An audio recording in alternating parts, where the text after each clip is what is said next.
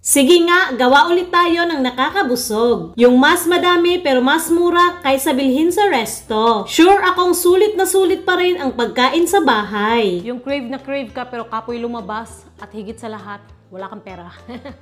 Unahin natin hiwain yung mga ricados. Shortcut na lang ang paghiwa ng sibuyas, luya, bawang at sibuyas dahon. Tinabi ko lang dito sa gilid at gagawin na natin yung sauce. Painitin ang kawali, samahin ang apoy lang. Mga 1 kutsarang mantika. Yan. Igisa na ang 1 kutsarang bawang. Kalahating kutsarang luya. Gisahin lang hanggang lumabas yung aroma. Ayan, no? Dito na natin ilagay ang 2 kutsarang toyo. Mga 1 kutsarang oyster sauce. Yan. 1 kutsarang asukal para hindi lang alat yung malalasahan natin, no? Tapos haluin ng mabuti hanggang matunaw yung asukal. Kung gusto mo mabango, lagyan mo ng konting sesame oil. Optional lang, pwede na, hindi na lagyan. Yan, no? Hayaan lang natin to mag-simmer. Ganito na nag-simmer na at medyo lumapot na, okay na to. Set aside lang. At tara, simulan na natin magluto. Gagamit ako ng sizzling plate. Kung wala ka nito, pwede ka gumamit ng kawali. Wag problemahin, no? Kainitin natin to. Gagamit ulit tayo ng mantika, mga 1 kutsara. Okay. Feel mo naman na mainit na, igisa na natin tong sibuyas.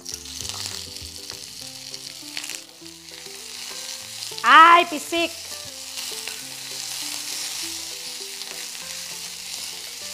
Sibuyas pa lang yan ha, pero ang bango na.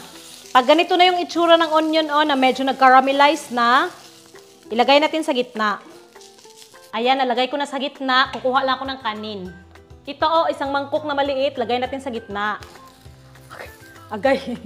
Kayo na bahala sa karne na gagamitin nyo. Pero gagamit ako ng thin slices na beef. Baka-baka ta karon, guys. Kayo na bahala sa toppings nyo, pero lalagyan ko na. Kayo na bahala, guys. Ako lalagyan ko lang ng mushrooms. Kung gusto nyo rin ng mushrooms, pwede naman yung dilata. Ang dami pa, no? Tapos mais, yung nasa lata. Lalagyan natin ng butter or margarine sa taas. Yung hiniwa natin kanina na spring onion. Ang sarap na tingnan. Ibuhos na natin tong sauce na ginawa natin. Yeah. Grabe na, des. Panghuli, madaming paminta. Lagyan ko rin ng mga buo-buo. Di ba overloaded, bibili ka pa ba or gagawa ka na lang sa bahay? Up close, di ba ang sarap tingnan? Oh. Okay na to, no? Hanguin na natin. Ayan, Wow. Haluin na natin to, no? Wow. Oh my God.